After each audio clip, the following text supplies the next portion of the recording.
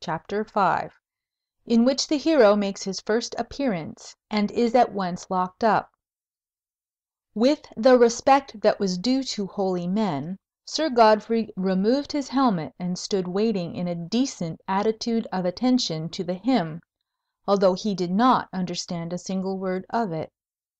The long, deliberate Latin words rolled out very grand to his ear, and, to tell you the truth, it is just as well his scholarship was faulty, for this is the English of those same words.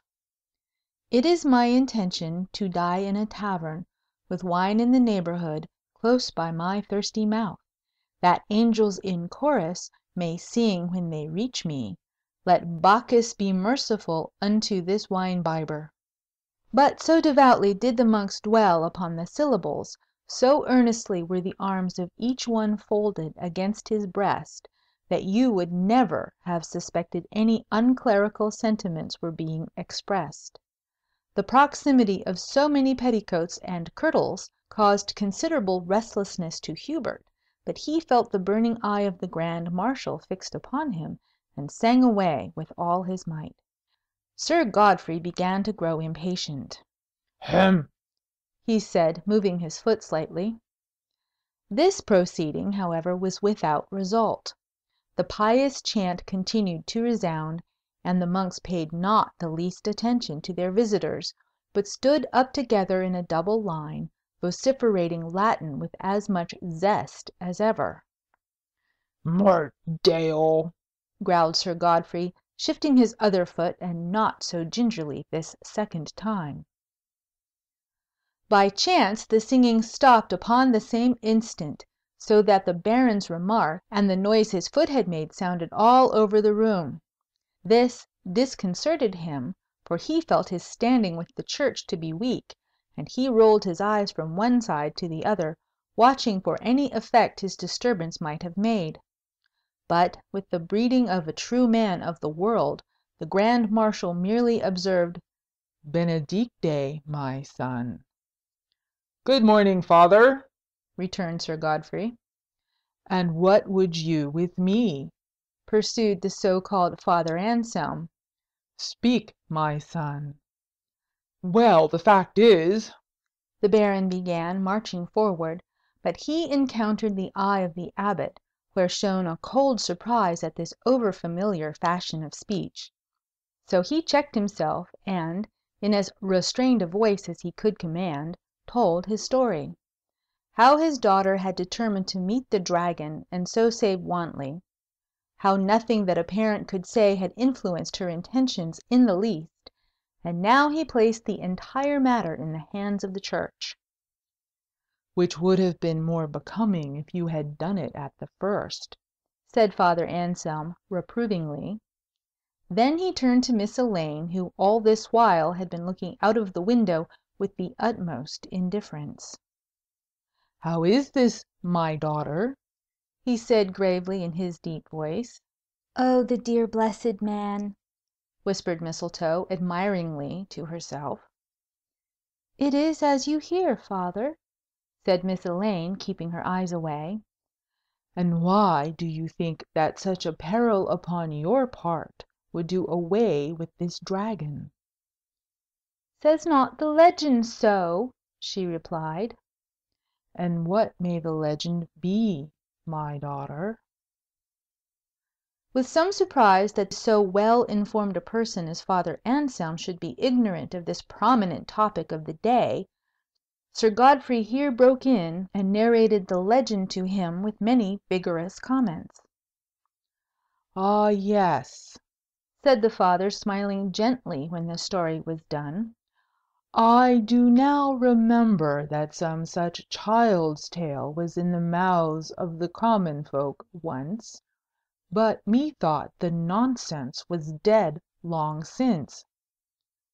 "The nonsense, Father!" exclaimed Elaine. "Of a surety, my child. Dost suppose that Holy Church were so unjust as to visit the sins of thy knightly relatives upon the head of any weak woman who is not in the order of creation designed for personal conflict with men, let alone dragons? Bravo, dragon!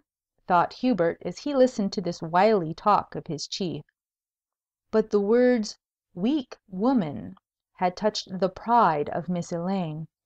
"I know nothing of weak women," she said, very stately, "but I do know that I am strong enough to meet this dragon, and, moreover, firmly intend to do so this very night."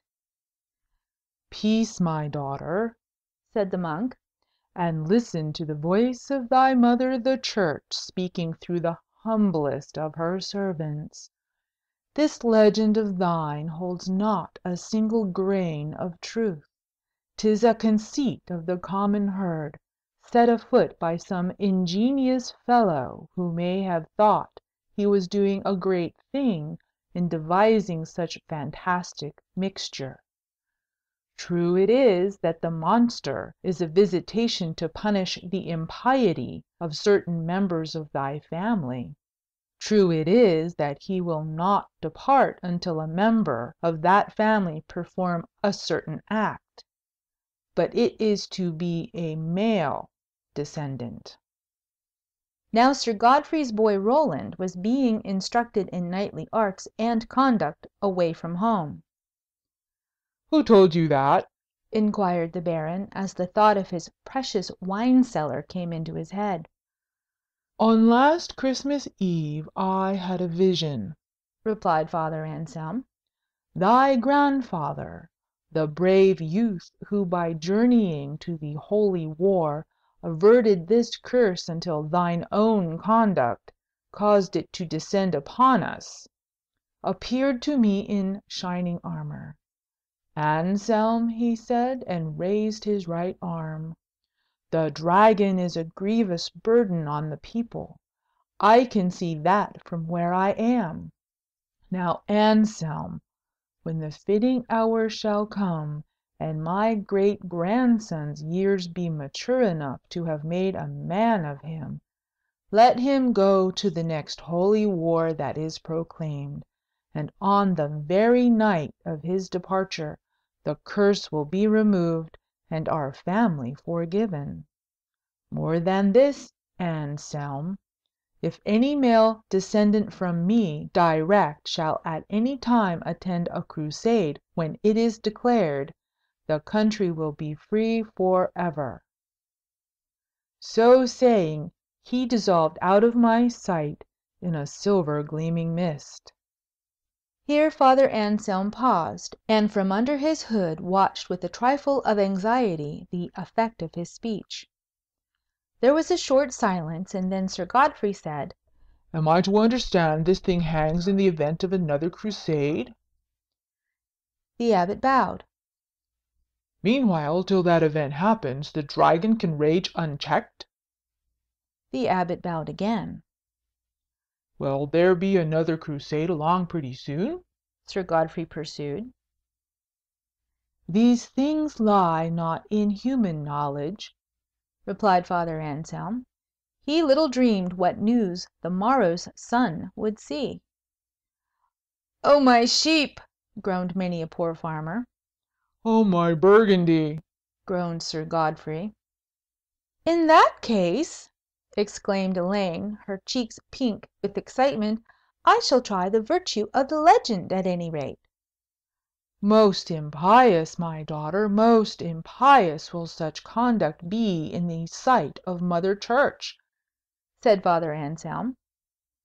"Hear me, all people!" shouted Sir Godfrey, foreseeing that before the next crusade came every drop of wine in his cellar would be swallowed by the dragon. "Hear me proclaim and solemnly promise, legend true or legend false, my daughter shall not face this risk. But if her heart go with it, her hand shall be given to that man who by night or light brings me this dragon, alive or dead." "A useless promise, Sir Godfrey," said Father Anselm, shrugging his shoulders. "We dare not discredit the word of thy respected grandsire." "My respected grandsire be—" "What?" said the Abbot. "Became a credit to his family," said the Baron, quite mildly, "and I slight no word of his. but he did not contradict this legend in the vision, I think. No, he did not, papa, Miss Elaine put in. He only mentioned another way of getting rid of this horrible dragon. Now, papa, whatever you may say about my heart and hand, she continued firmly, I am going to meet the monster alone myself to-night. That you shall not, said Sir Godfrey. 100 times no, said a new voice from the crowd. I will meet him myself. All turned and saw a knight pushing his way through the people. Who are you? Inquired the Baron. The stranger bowed haughtily, and Elaine watched him remove his helmet and reveal underneath it the countenance of a young man who turned to her and Why, what's this, Elaine? Why does everything seem to swim and grow misty as his eye meets yours? And why does he look at you so, and deeply flush to the very rim of his curly hair? And as his glance grows steadier and more intent upon your eyes that keep stealing over at him, can you imagine why his hand trembles on the hilt of his sword? Don't you remember what the legend said? Who are you? The Baron repeated impatiently. I am Geoffrey, son of Bertram of Poictiers, answered the young man. And what, asked Father Anselm with a certain irony in his voice, does Geoffrey, son of Bertram of Poictiers, so far from his papa in this inclement weather? The knight surveyed the monk for a moment, and then said, As thou art not my particular father confessor, stick to those matters which concern thee. This reply did not please any man present, for it seemed to savour of disrespect. But Elaine lost no chance of watching the youth, who now stood alone in the middle of the hall. Sir Francis detected this, and smiled with a sly smile. Will some person inquire of this polite young man, he said, what he wishes with us? Show me where this Dragon of Wantley comes, said Geoffrey, for I intend to slay him to-night. Indeed, sir, fluttered Elaine, stepping towards him a little, I hope, that is, I beg you'll do no such dangerous thing as that for my sake. For your sake? Father Anselm broke in. For your sake? And why so? What should Elaine, daughter of Sir Godfrey Disseisin, care for the carcass of Geoffrey, son of Bertram of Poictiers? But Elaine, finding nothing to answer, turned rosy pink instead. That rules you out, exclaimed the Father in triumph. Your legend demands a maid who never has cared for any man. Pooh! said Geoffrey. Leave it to me. Seize him! shouted Sir Godfrey in a rage. He had ruled out my daughter. Consistency had never been one of the Baron's strong points. Seize him, said Father Anselm. He outrages Mother Church. The vassals closed up behind young Geoffrey, who was pinioned in a second. He struggled with them till the veins stood out in his forehead in blue knots. But, after all, one young man of 20 is not much among a band of stout yeomen, and they all fell in a heap on the floor pulling and tugging at Geoffrey, who had blacked several eyes and done in a general way as much damage as he possibly could under the circumstances. But Elaine noticed one singular occurrence. Not a monk had moved to seize the young man, except one, who rushed forward, and was stopped as though struck to stone by Father Anselm's saying to him in a terrible undertone, "Hubert." Simply that word, spoken quickly, but not before this Hubert had brushed against her so that she was aware that there was something very hard and metallic underneath his gray gown. She betrayed no sign of knowledge or surprise on her face, however, but affected to be absorbed wholly in the fortunes of young Geoffrey, whom she saw collared and summarily put into a cage-like prison whose front was thick iron bars, and whose depth was in the vast outer wall of the monastery, with a little window at the rear covered with snow. The spring lock of the gate shut upon him. And now, said Father Anselm, as the monastery bell sounded once more, if our guests will follow us, the midday meal awaits us below. We will deal with this hothead later, he added, pointing to the prisoner. So they slowly went out, leaving Geoffrey alone with his thoughts. Thus ends Chapter 5. Chapter 6. Miss Elaine loses her heart and finds something of the greatest importance. Downstairs the grace was said, and the company was soon seated and ready for their midday meal. "Our fare," said Father Anselm pleasantly to Sir Godfrey, who sat on his right, "is plain but substantial." "Oh, very likely," replied the Baron, as he received a wooden basin of black bean broth. "Our drink is," the Baron lifted his eye hopefully, "remarkably pure water," Father Anselm continued. "Clement," he called to the monk whose turn it was that day to hand the dishes. "Clement, a goblet of our well water for Sir Godfrey Disseisin. One of the large goblets, Clement. We are indeed favoured, Baron, in having such a pure spring in the midst of our home." "Oh, observed the Baron again, and politely nerved himself for a swallow. But his thoughts were far away in his own cellar over at Wantley, contemplating the casks whose precious gallons the Dragon had consumed. Could it be the strength of his imagination? Or else why was it that through the chilling unwelcome liquid he was now drinking he seemed to detect a lurking flavour of the very wine those casks had contained, his favourite Malvoisie? Father Anselm noticed the same taste in his own cup, and did not set it down to imagination, but afterwards sentenced Brother Clement to bread and water during 3 days, for carelessness in not washing the monastery table service more thoroughly. This simple food keeps you in beautiful health, Father, said Mistletoe, ogling the swarthy face of the Abbot with an affection that he duly noted. "My daughter," he replied gravely, "bodily infirmity is the reward of the glutton. I am well, thank you." Meanwhile Elaine did not eat much. Her thoughts were busy and hurrying over recent events. Perhaps you think she lost her heart in the last chapter, and cannot lose it in this one unless it is given back to her. But I do not agree with you, and I am certain that, if you suggested such a notion to her, she would become quite angry, and tell you not to talk such foolish nonsense. People are so absurd about hearts and all that sort of thing. No, I do not really think she has lost her heart yet. But as she sits at table, these are the things she is feeling. 1. Not at all hungry. 2. Not at all thirsty. 3. What a hateful person that Father Anselm is. 4. Poor young man. 5. Not that she thinks of him in that way, of course. The idea! Horrid Father Anselm. 6.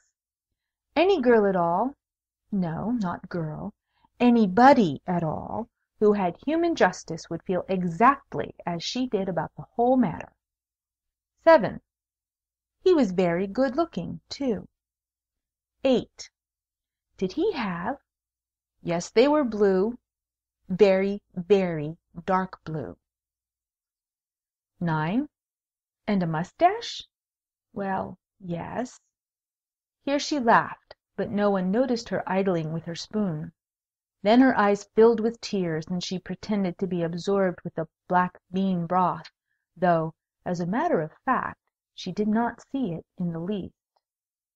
10. Why had he come there at all? 11. It was a perfect shame, treating him so. 12. Perhaps they were not blue, after all. But oh, what a beautiful sparkle was in them!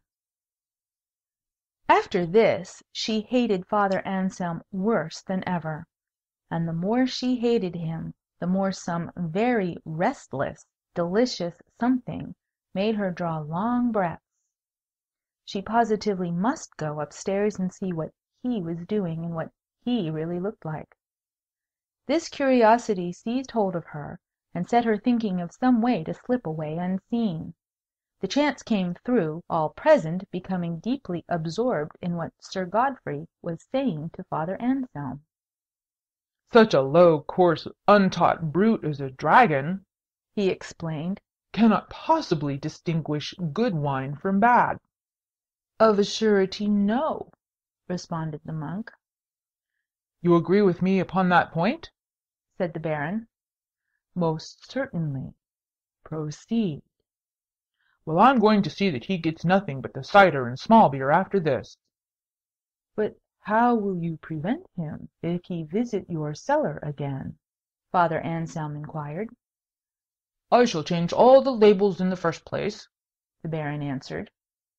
Ha! Vastly well conceived, said Father Anselm. You will label your Burgundy as if it were beer. And next, continued Sir Godfrey, I shall shift the present positions of the hogsheads. That I shall do to-day, after relabeling. In the northern corner of the first wine vault I shall...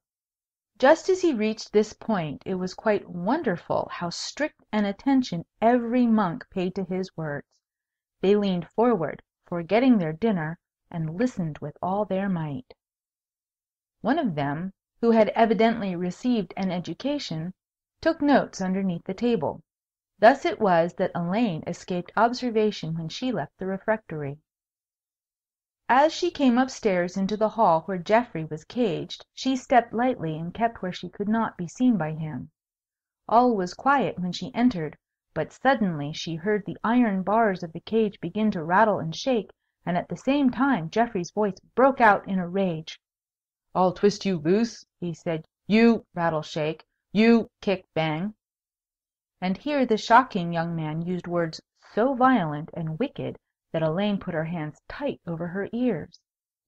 Why, he is just as dreadful as papa, just exactly, she exclaimed to herself. Whoever would have thought that angelic face? But I suppose they are all like that sometimes. And she took her hands away again. Yes, I will twist you loose, he was growling hoarsely, while the kicks and wrenches grew fiercer than ever. Or twist myself, stark, staring, blind, and... Oh, sir, she said, running out in front of the cage.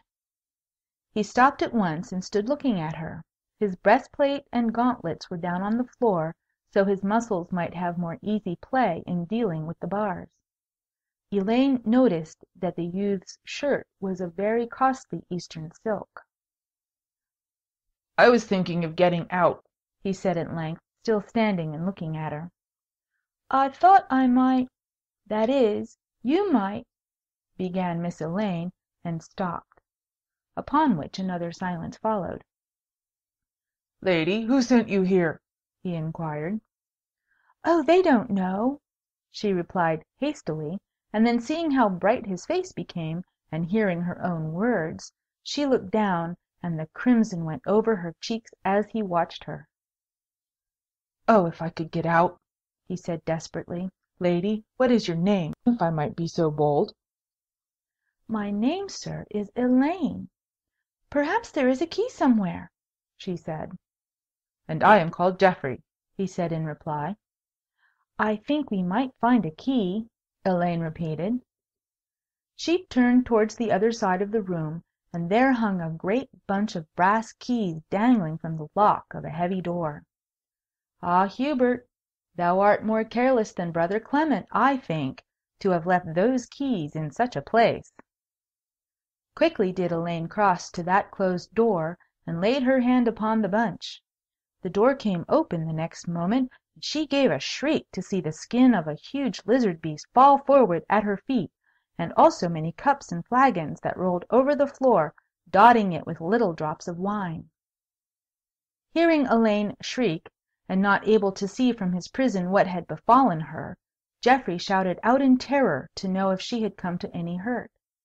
No, she told him, and stood eyeing first the crocodile's hide and then the cups, setting her lips together very firmly.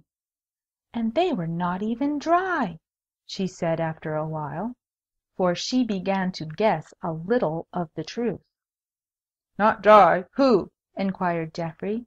Oh, Geoffrey! She burst out in deep anger, and then stopped bewildered. But his heart leaped to hear her call his name. Are there no keys? He asked. Keys? Yes, she cried, and, running with them back to the bars, began trying one after another in trembling haste till the lock clicked pleasantly, and out marched young Geoffrey. Now what do you suppose this young man did when he found himself free once more, and standing close by the lovely young person to whom he owed his liberty?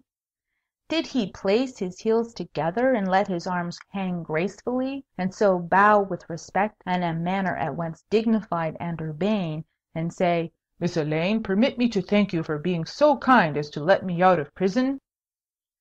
That is what he ought to have done, of course, if he had known how to conduct himself like a well-brought-up young man. But I am sorry to have to tell you that Geoffrey did nothing of the sort, but, instead of that, behaved in a most outrageous manner. He did not thank her at all. He did not say one single word to her. He simply put one arm round her waist and gave her a kiss. "Geoffrey," she murmured, "don't." But Geoffrey did, with a most astonishing and complacent disobedience. "Oh, Geoffrey," she whispered, looking the other way, "how wrong of you! And of me!" she added a little more softly still, escaping from him suddenly, and facing about.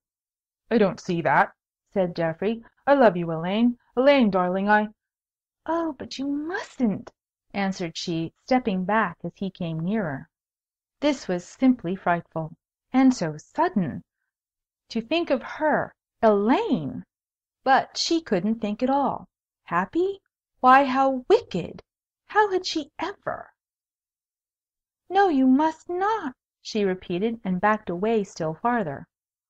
But I will, said this lover quite loudly, and sprang so quickly to where she stood that she was in his arms again, and this time without the faintest chance of getting out of them until he should choose to free her. It was no use to struggle now, and she was still, like some wild bird. But she knew that she was really his, and was glad of it, and she looked up at him and said very softly, "Geoffrey, we are wasting time." Oh, no, not at all, said Geoffrey. But we are. Say that you love me. But haven't I? Oh, Geoffrey, please don't begin again. Say that you love me. She did. Then, taking his hand, she led him to the door she had opened. He stared at the crocodile, at the wine cups, and then he picked up a sheet of iron and a metal torch. I suppose it is their museum, he said. Don't you? Their museum? Geoffrey, think a little. They seem to keep very good wine, he remarked after smelling at the demijohn. Don't you see? Can't you understand? She said. Nope, not a bit. What's that thing, do you suppose? He added, giving the crocodile a kick. Oh me, but men are simple, said Elaine in despair. Geoffrey, listen. That wine is my father's wine, from his own cellar. There is none like it in all England. Then I don't see why he gave it to a parcel of monks, replied the young man. Elaine clasped her hands in hopelessness, gave him a kiss, and became mistress of the situation. Now, Geoffrey, she said, I will tell you what you and I have really found out. Then she quickly recalled all the recent events, how her father's cellar had been broken into, how Mistletoe had been chained to a rock for a week, and no dragon had come near her. She bade him remember how just now Father Anselm had opposed every plan for meeting the dragon, and at last she pointed to the crocodile. Ha! said Geoffrey, after thinking for a space. "Then you mean—" "Of course I do," she interrupted. "The Dragon of Wantley is now down-stairs with Papa, eating dinner, and pretending he never drinks anything stronger than water. What do you say to that, sir?" "This is a foul thing!" cried the knight. "Here have I been damnably duped. Here—" But speech deserted him. He glared at the crocodile with bursting countenance, then drove his toe against it with such vigour that it sailed like a football to the further end of the hall. "Papa has been duped, and everybody," said Elaine. "Papa's French wine—" "They swore to me in Flanders I should find a real dragon here," he continued, raging up and down, and giving to the young lady no part of his attention. She began to fear he was not thinking of her. "Geoffrey," she ventured. "They swore it. They had invited me to hunt a dragon with them in Flanders, Count Faupas and his Walloons. We hunted day and night, and the quest was barren. They then directed me to this island of Britain, in which they declared a dragon might be found by any man who so desired. They lied in their throats. I have come leagues for nothing." Here he looked viciously at the distant hide of the crocodile.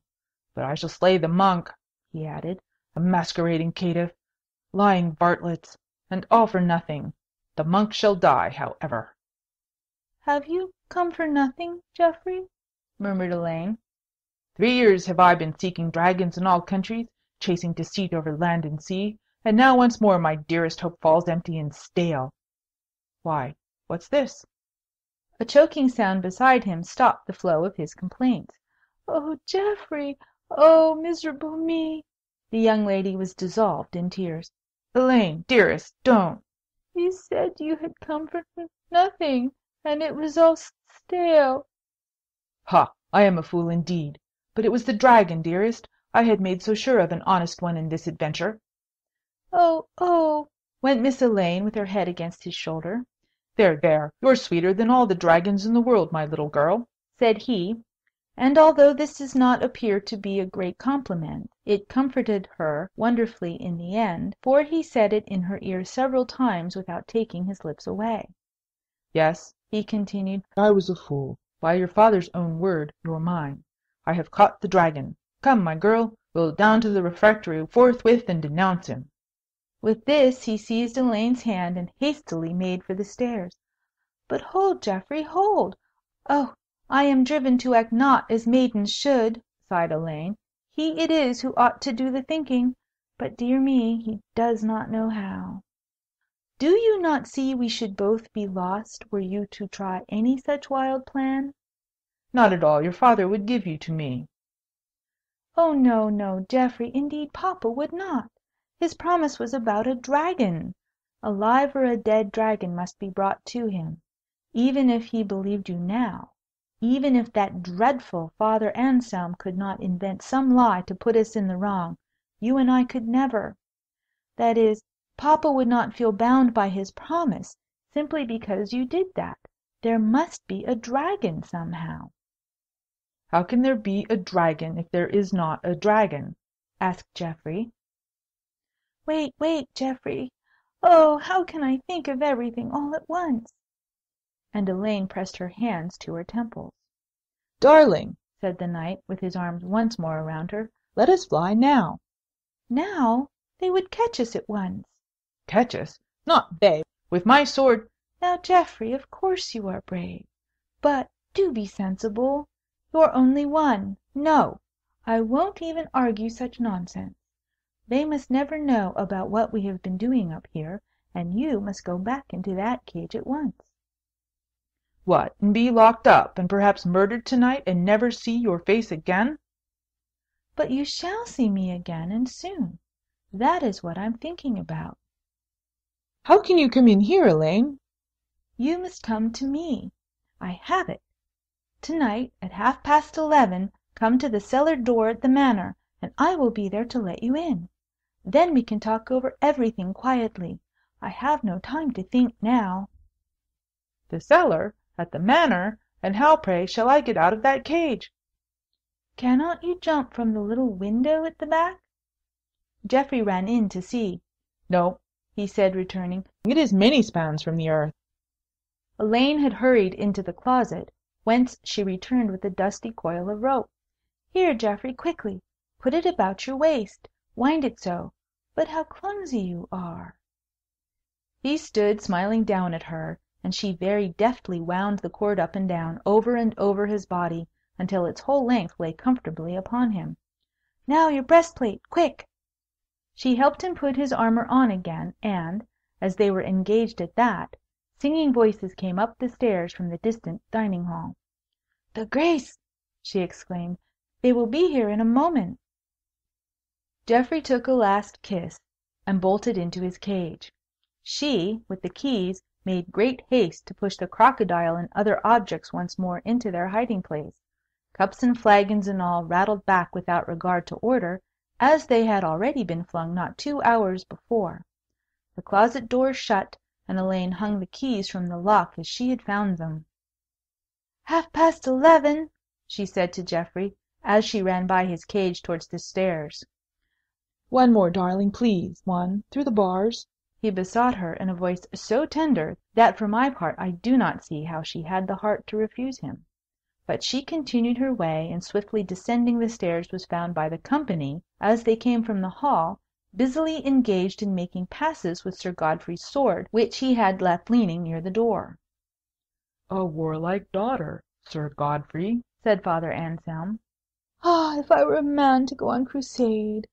sighed Miss Elaine. "Hast thou, my daughter," said Father Anselm, "thought better of thy rash intentions concerning this dragon?"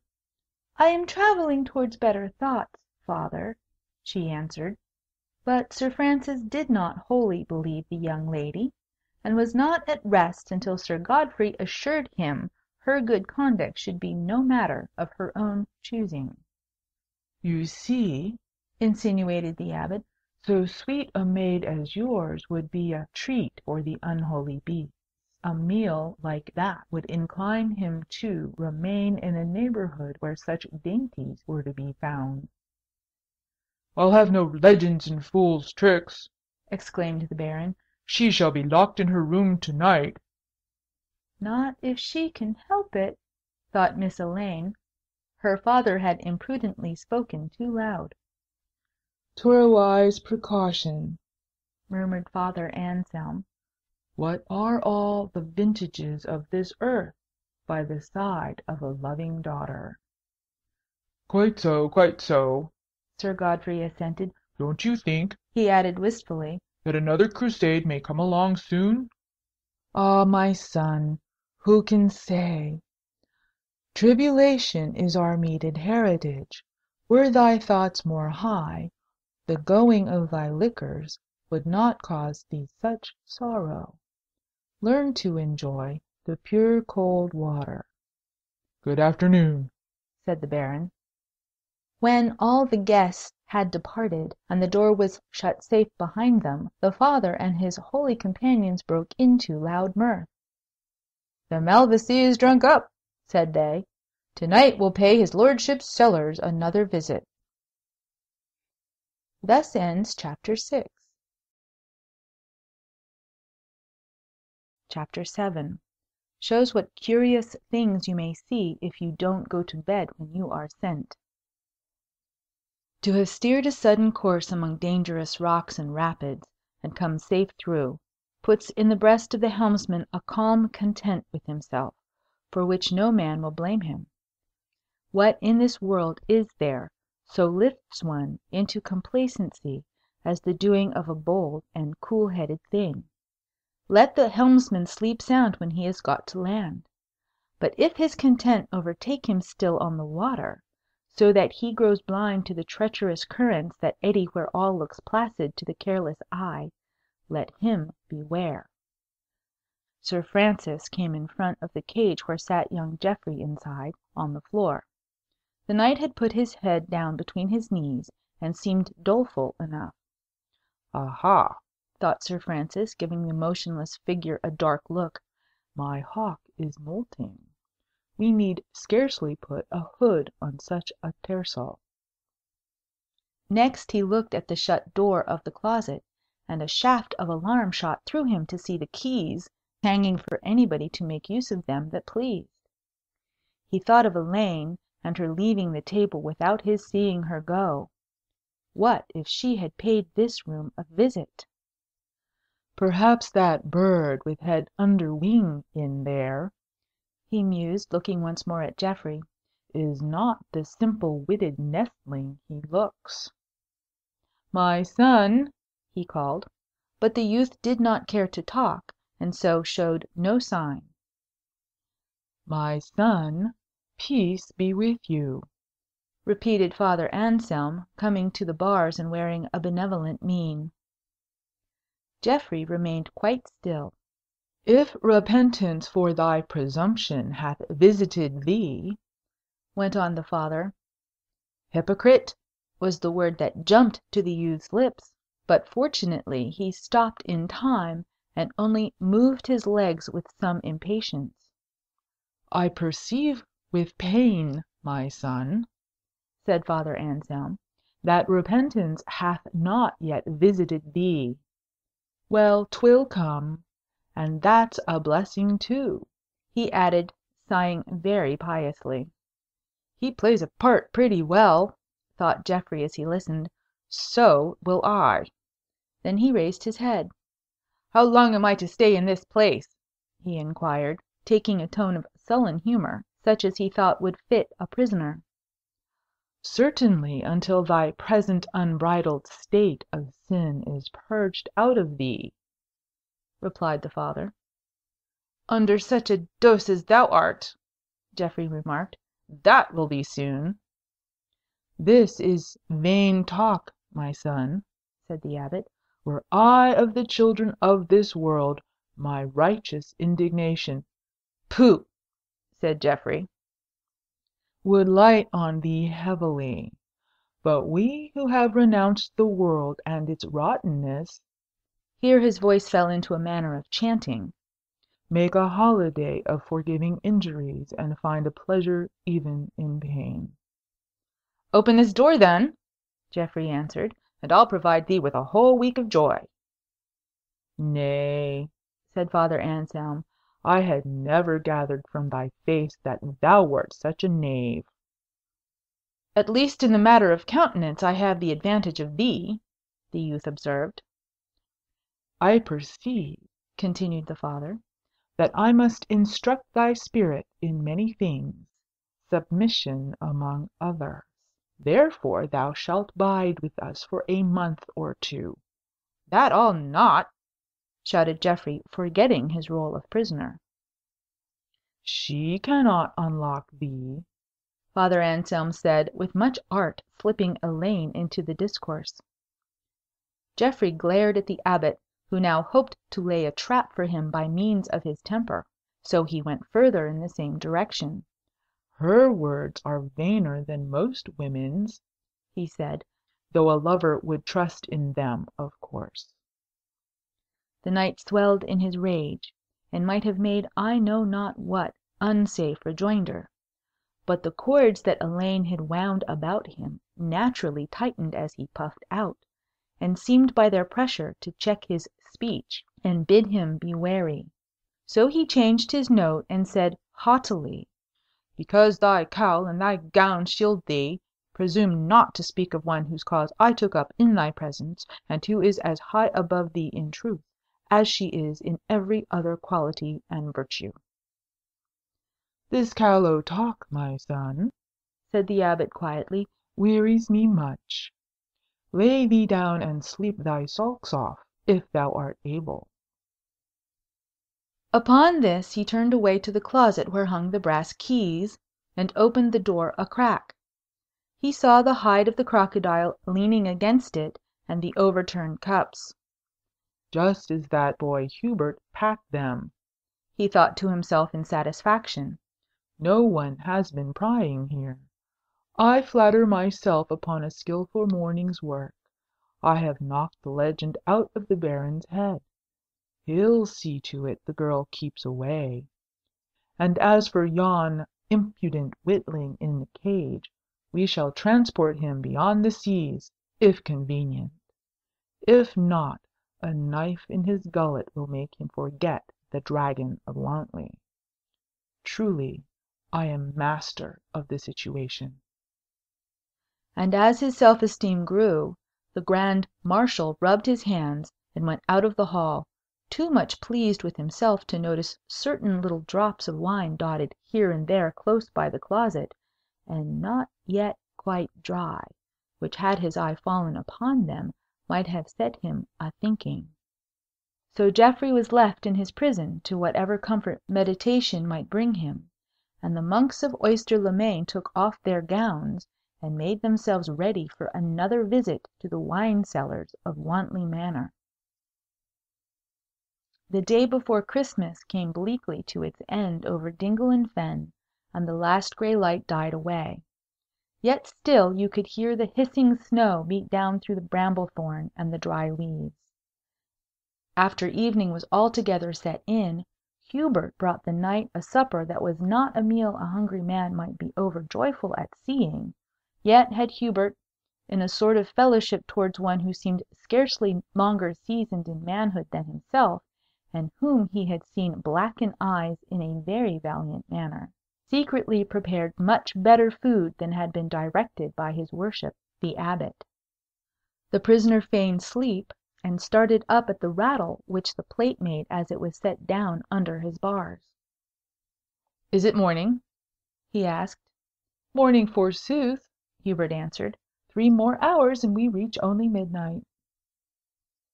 And both young men, for different reasons, wished in their hearts it were later. "Thou speakest somewhat curtly for a friar," said Geoffrey. Alas, I am but a novice, brother, whined the minstrel, and fall easily back into my ancient and godless syntax. There is food. Pax vobiscum, son of the flesh. Then Hubert went over to the closet, and very quietly unlocking the door, removed the crocodile and the various other implements that were necessary in bringing into being the dread Dragon of Wantley.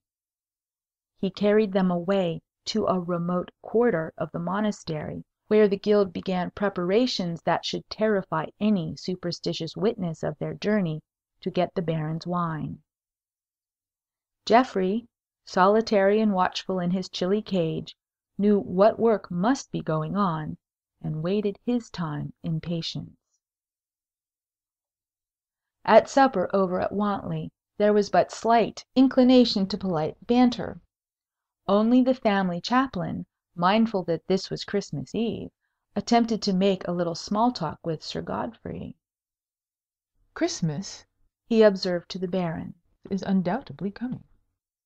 As the Baron did not appear to have any rejoinder to this, the young divine continued pleasantly.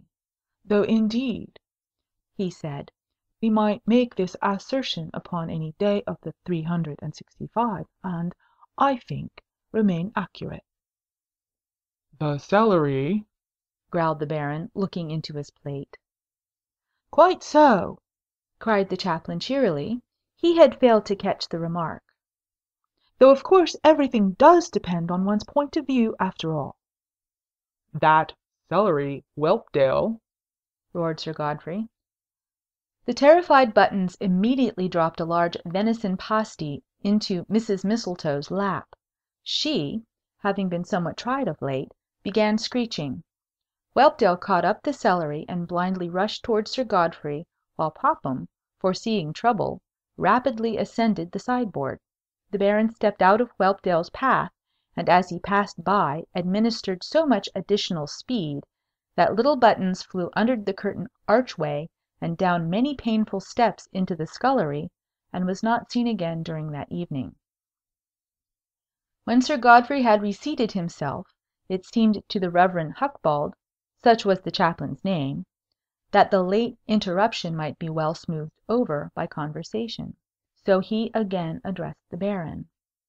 To be sure, said he, taking a manner of sleek clerical pleasantry, though we can so often say Christmas is coming, I suppose that if at some suitable hour to-morrow afternoon I said to you, Christmas is going, you would grant it to be a not inaccurate remark? The Baron ate his dinner. I think so, pursued the Reverend Hucbald. Yes, and by the way, I notice with pleasure that this snow, which falls so continually, makes the event of a green Christmas most improbable. Indeed. Of course the proverb is familiar to you? The graveyard should certainly not be fat this season. I like a lean graveyard, smiled the Reverend Hucbald. I hate a blank fool, exclaimed Sir Godfrey angrily. After this the family fell into silence. Sir Godfrey munched his food, brooding gloomily over his plundered wine cellar. Mrs. Mistletoe allowed Fancy to picture herself wedded to Father Anselm, if only he had not been a religious person. And Elaine's thoughts were hovering over the young man who sat in a cage till time came for him to steal out and come to her. But the young lady was wonderfully wise, nevertheless. "Papa," she said, as they left the banquet-hall, "if it is about me you're thinking, do not be anxious any more at all." Well, well, what's the matter now? said the Baron. "Papa, dear," began Elaine, winsomely pulling at a tassel on his dining coat, "do you know I've been thinking?" Think some more, then, he replied. It will come easier when you're less new at it. Now, papa, just when I've come to say, when I want, when you, it's very hard." And here the artful minx could proceed no further, but turned a pair of shining eyes at him, and then looked the other way, blinking rapidly. Oh, good Lord! muttered Sir Godfrey, staring hard at the wall. "Papa, it's about the dragon. And I've been wrong, very wrong. Yes, I know I have. I was foolish." She was silent again. Was she going to cry, after all? The Baron shot a nervous glance at her from the corner of his eye. Then he said, "Hum!" He hoped very fervently there were to be no tears. He desired to remain in a rage, and lock his daughter up, and not put anything into her stocking this Christmas Eve. And here she was threatening to be sorry for the past, and good for the future, and everything a parent could wish. Never mind. You can't expect to get off as easily as all that. She had been very outrageous. Now he would be dignified and firm. "Of course I should obey Father Anselm," she continued. You should obey me, said Sir Godfrey. "And I do hope another crusade will come soon. Don't you think they might have one, papa? How happy I shall be when your wine is safe from that horrid dragon!" Don't speak of that monster, shouted the Baron, forgetting all about firmness and dignity. Don't dare to allude to the reptile in my presence. Look here. He seized up a great jug labelled Chateau Lafitte, and turned it upside down. "Why, it's empty!" said Elaine. Ha! snorted the Baron. Empty indeed. Then he set the jug down wrong side up, and remained glaring at it fixedly, while his chest rose and fell in deep heavings. "Don't mind it so much, papa," said Elaine, coming up to him. "This very next season will Mistletoe and I brew a double quantity of cowslip wine." Brrr! went Sir Godfrey with a shiver. "And I'm sure they'll have another crusade soon, and then my brother Roland can go, and the curse will be removed. Of course I know that this is the only way to get rid of it, if Father Anselm said so. I was very foolish and wrong, indeed I was," said she, and looked up in his face with eyes where shone such dear, good, sweet, innocent, daughterly affection that nobody in the wide world could have suspected she was thinking as hard as she could think. "If only he won't lock me up! If only he won't! But oh, it's dreadful in me to be deceiving him so." There, there, said the Baron, and cleared his throat. Then he kissed her. Where were firmness and dignity now? He let her push him into the chimney corner, and down into a seat, and then what did this sly, shocking girl do but sit on his knee and tell him nobody ever had such a papa before, and she could never possibly love any one half so much as she loved him, And weren't he and she going to have a merry Christmas to-morrow? How about that pretty young man, hey? What? Said Sir Godfrey in high good humour. Who? Snapped Elaine. I think this girl knows, he answered, adopting a roguish countenance. Oh, I suppose you mean that little fellow this morning. Pooh! Ho, ho, said her father. ho, ho, little fellow. He was a pretty large fellow in somebody's eyes, I thought. What are you so red about? Ho, ho! And the Baron popped his own eyes at her with vast relish. Really, papa, said Miss Elaine, rising from his knee with much coldness, I hardly understand you, I think. If you find it amusing, and you seem to pretend that I... She said no more, but gave a slight and admirable toss of the head. And now I'm very sleepy, she added. What hour is it? Sir Godfrey took out his grandfather's sun-dial and held it to the lamp. Bless my soul, he exclaimed. It's 22 o'clock. That's 10 at night nowadays, young people, and much too late for you to be downstairs, any of you. Get you to your bed at once, continued Sir Godfrey, or you'll never be dressed in time for chapel on Christmas morning. So Elaine went to her room and took off her clothes and hung up her stocking at the foot of the bed. Did she go to sleep? Not she. She laid with eyes and ears wide open. And now alone here in the dark, where she had nothing to do but wait, she found her heart beating in answer to her anxious and expectant thoughts. She heard the wind come blustering from far off across the silent country. Then a snore from Mistletoe in the next room made her jump. Twice a bar of moonlight fell along the floor, wavering and weak, then sank out, and the pat of the snowflakes began again. After a while came a step through the halls to her door, and stopped. She could scarcely listen, so hard was she breathing. Was her father going to turn the key in her door after all? No such thought was any longer in his mind. She shut her eyes quickly as he entered. His candle shone upon her quiet head, that was nearly buried out of sight. Then laughter shook him to see the stocking, and he went softly out.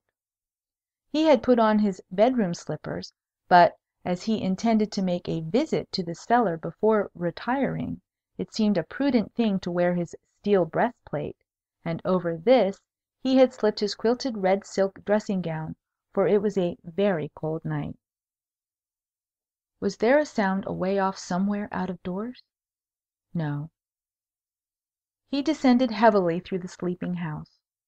When the candle burned upright and clear yellow, his gait was steady, but he started many times at corners where its flame bobbed and flattened and shrank to a blue sickly rag half torn from the wick. Oof, mort d'aieul, he would mutter, but I must count my wine to-night. And so he came down into the wide cellars and trod tiptoe among the big round tuns. With a wooden mallet he tapped them, and shook his head to hear the hollow humming that their emptiness gave forth. No oath came from him at all, for the matter was too grievous. The darkness that filled everywhere save just next to the candle pressed harder and harder upon him. He looked at the door which led from inside here out into the night, and it was comfortable to know how thick were the panels and how stout the bolts and hinges. I can hold my own against any man, and have jousted fairly in my time, he thought to himself, and touched his sword. But, the notion of meeting a fiery dragon in combat spoke loudly to the better part of his valor. Suddenly a great rat crossed his foot. Ice and fire went from his stomach all through him, and he sprang on a wooden stool, and then found he was shaking. Soon he got down with sweaty hands. Am I getting a coward? he asked aloud. He seized the mallet that had fallen, and struck a good knock against the nearest hogshead. Aha! This one, at least, was full. He twisted the wooden stop and drank what came from the hollow of his hand. It was cowslip wine. Ragingly he spluttered and gulped, and then kicked the bins with all his might. While he was stooping to rub his toe, who should march in but Miss Elaine, dressed and ready for young Geoffrey. but she caught sight of her father in time and stepped back into the passage in a flutter. Good heavens! This would never do. Geoffrey might be knocking at the cellar door at any moment. Her papa must be got away at once. "Papa, papa!" she cried, running in. Sir Godfrey sprang into the air, throwing mallet and candle against the wine butts. Then he saw it was only his daughter. Wretched girl! If you don't want to become an orphan, never tamper like that with my nerves again in your life. What do you come here for? How dare you leave your bed at such an hour?"